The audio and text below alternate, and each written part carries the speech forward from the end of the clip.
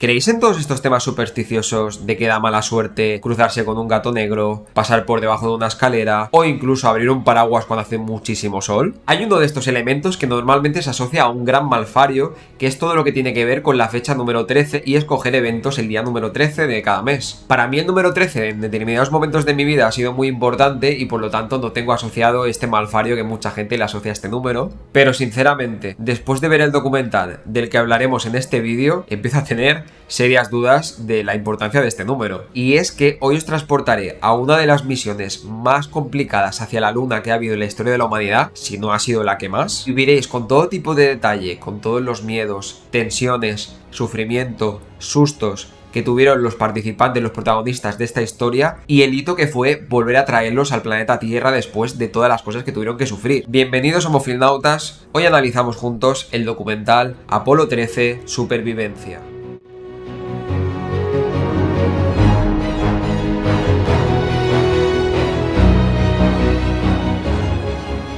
Pues ya desde el inicio del documental se nos mete en todo este mundo de angustia, de sufrimiento, de nerviosismo que tenían las familias de todos estos astronautas que iban a participar en la misión Apolo 13. Y es que al principio nos empieza narrando los hechos uno de los astronautas que participó en una de las misiones anteriores, Apolo 8, y por lo tanto, pues de los tres astronautas que iban a viajar a esta expedición, digamos que era él que tenía más experiencia y sabía un poco dónde se estaban metiendo. Nos dan a entender que este alunizaje es bastante complicado porque por primera vez intentan aterrizar en una zona de la Luna pues que es muy montañosa y por lo tanto tiene bastante desnivel y es bastante complicado hacer esta maniobra. Y es que este inicio es bastante útil porque en base a enseñarte todos los conflictos que se van generando con las familias de los protagonistas, pues te va transmitiendo un poco que no estaba muy claro que fuera a salir todo perfecto en esta misión y que tenían miedo de que hubiera cualquier tipo de problema al ser una misión bastante arriesgada. Especialmente hay un personaje que es muy útil en toda esta ambientación inicial, que es la mujer de James Lovell, el astronauta pues que había estado anteriormente en el Apolo 8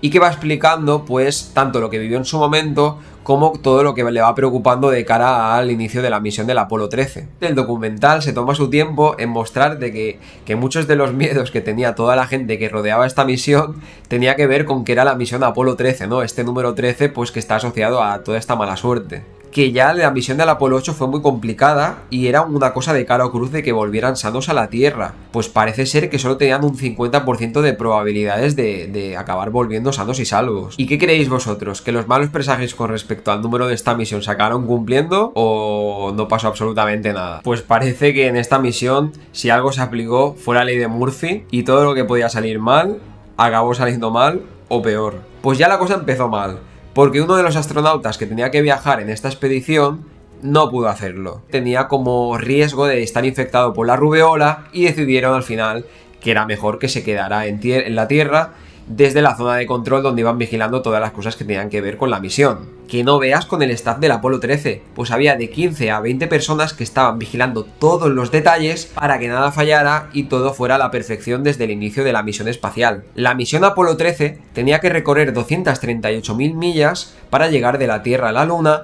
utilizando pues 3 fases distintas en todo este viaje que comportaban que llevaran dentro de la misma nave diferentes unidades que estuvieran adaptadas a estas distintas fases. Principalmente habría una primera fase de ignición, de salir de la atmósfera, una segunda fase pues de órbita terrestre y una tercera fase que sería pues todo este recorrido desde la Tierra hasta la Luna para llegar a la zona montañosa que tenían de destino en esta misión. Y uno de los astronautas comenta que, bueno, si en estas 3 fases no salía todo perfecto, había por lo menos la existencia de una palanquita en una parte de la nave que si tú la bajabas ponía abortar y en principio pues se solucionaba un poco de manera emergente los problemas que hubiera y solo quedaba rezar un poco que no pasara nada más. Y realmente al final, en las 2 primeras fases no hubo mucho problema. Bueno, en estas 2 primeras fases la verdad es que sí que hubo un problemilla. Bueno, que hubo un motor que falló de los 5 que tenía. Pero bueno, parece ser que era algo más habitual que había pasado en otras misiones y la mesa de control de la Tierra les dijo: tirad para adelante que alguna cosa fallará seguro, o sea que si ha fallado ahora, tranquilos que todo saldrá bien a partir de ahora. No se las veían venir la que iban a acabar pasando. Y bueno, pues sacaron la nave de la Tierra, la pusieron en órbita terrestre y pues marcharon de camino hacia la Luna sin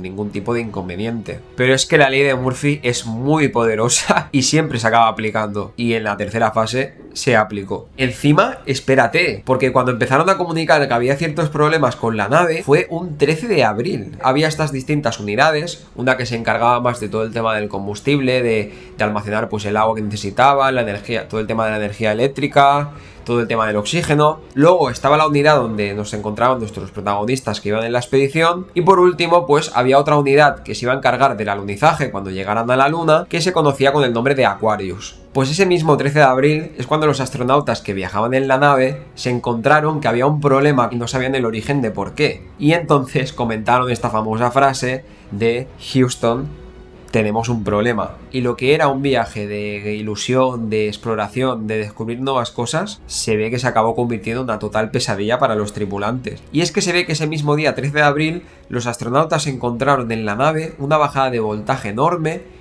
que no sabían exactamente de dónde venía el origen de este problema. Y lo único que veían era que de la escotilla de la nave salía como una especie de gas súper extraño, que no sabían muy bien qué era. Más detalladamente, parece que lo que se escapaba de la nave eran sobre todo oxígeno y nitrógeno, pero una cantidad brutal. Y claro, en ese momento le saltaron todas las alarmas, habían grabado unas frecuencias cardíacas de algunos de estos astronautas súper disparadas, y dijeron, hostia, aquí se han llevado un susto enorme cuando se han encontrado con este panorama, ¿no? Pues el panorama era el siguiente. Había explotado algo en la nave y no sabían de dónde venía. Se iban comunicando como podían con Houston, pero cada vez les iba a ir quedando menos combustible y menos recursos. Y estaban a 80.000 kilómetros de la Luna y a 320.000 kilómetros de la Tierra. Vamos, que si acababan saliendo de ahí, tenía que ser un milagro, porque otra cosa... Y aquí vi una parte del documental muy chula. Y es que tenían que pensar ideas, soluciones de manera rápida, tenían que agilizarlo todo. Cosas que normalmente se pensarían en semanas o en meses, tenían que pensarla en horas. Y parece que en este tiempo récord consiguieron encontrar la solución. Y era que los astronautas tenían que moverse rápidamente de donde se encontraran en ese momento al Aquarius, al módulo lunar que contenía la nave, que estaba más pensado pues para todo ese proceso de alunizaje y de aterrizaje. Y se ve que tenían que transferir unos datos, tenían 15 minutos para transferirlos de la parte donde se encontraban a la parte más de alunizaje, al Aquarius, a través de la computadora con la ayuda de comunicarse con Houston. Y a este punto pues las familias lo estaban pasando fatal. Y por ejemplo, pues la mujer de James Lovell no quería saber absolutamente nada, no quería ir a la central de control a enterarse de las cosas porque pensaba que acabaría siendo contraproducente y acabaría poniendo peor a su pareja que está de astronauta en la expedición. Y mínimamente pues iba siguiendo un poco lo que pasaba a través de las noticias. Imagínate si lo que veía en las noticias era que le comunicaban que había como un 10% en ese momento de probabilidades de que volvieran sanos y salvos de nuevo de regreso a la Tierra. O sea, yo creo que mucha gente ya los daba por perdidos en ese punto. Pues parece que consiguieron pasar a la parte de Aquarius de la nave, consiguieron transferir estos datos correctamente. Y ahora quedaba a ver, vale, pues habéis conseguido moveros allí, pero ahora cómo volvéis otra vez para casa. Lo que estaba claro era que olvídense de llegar a la Luna, olvidaos de aterrizar y de hacer un poco de exploración, porque la cosa empezó a torcer muchísimo desde este punto. Ahora necesitaban otra solución para acelerar su vuelta. Se ve que tenían combustible para menos de 3 días o apurando los 3 días, y a la velocidad que estaban yendo y el recorrido que les quedaba de vuelta, necesitarían unos 4 días para volver, lo cual pues obviamente no era viable. Necesitaban una forma de acelerar este viaje. Y parece ser que la solución iba a consistir en utilizar ese proceso de ignición que iban a utilizar para hacer el alunizaje, pero en este caso pues lo iban a utilizar a la hora de hacer la órbita lunar para propulsar la nave y acelerar la nave de vuelta a la Tierra. Esto, a ver, no era perfecto, por lo que comentan un poco desde el control, pero les iba a servir un poco para acelerar todo este proceso de regreso de nuevo a la Tierra y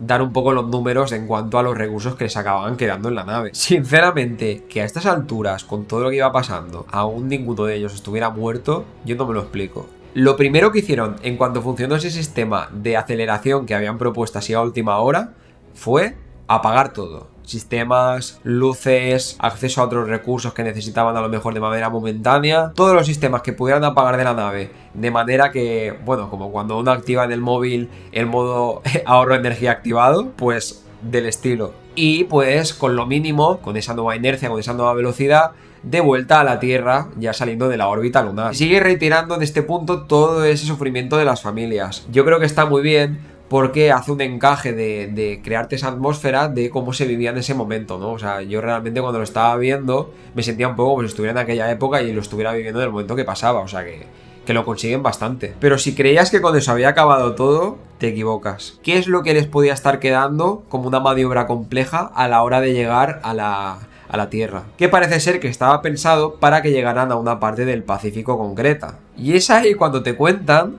que se esperaba para cuando iban a acabar aterrizando un huracán bestial en la zona donde se pensaba que iban a acabar llegando de la superficie. Un huracán llamado Helen. De verdad que yo no daba crédito, o sea, es que no paraban de pasar cosas. No paraban de pasar cosas que estaban desgraciando la misión. Era increíble. La verdad es que estos astronautas más gafados no podían estar desde que salieron. Y encima se ve que la trayectoria que llevaban para acercarse a la Tierra tuvieron que corregirla con unas maniobras bastante complejas que, bueno, no entendí mucho a la hora de explicarlo en el documental, pero daba a entender que casi todo lo tuvieron que hacer manual y era muy complicado y necesitaban mucha experiencia de los astronautas que participaban en ellas. Y también consiguieron sortear este obstáculo, o sea, obstáculo que se les ponía, obstáculo que lo pasaban. Y consiguieron también aterrizar sin problema, aunque bueno, se comenta que hay como unos segundos en el aterrizaje en los que las ondas de radio no funcionan muy bien y no es posible comunicarse con los tripulantes. Pues al final llegaban bien, los consideraban una especie de héroes porque habían sobrevivido. Vamos, se había convertido en un hito y a día de hoy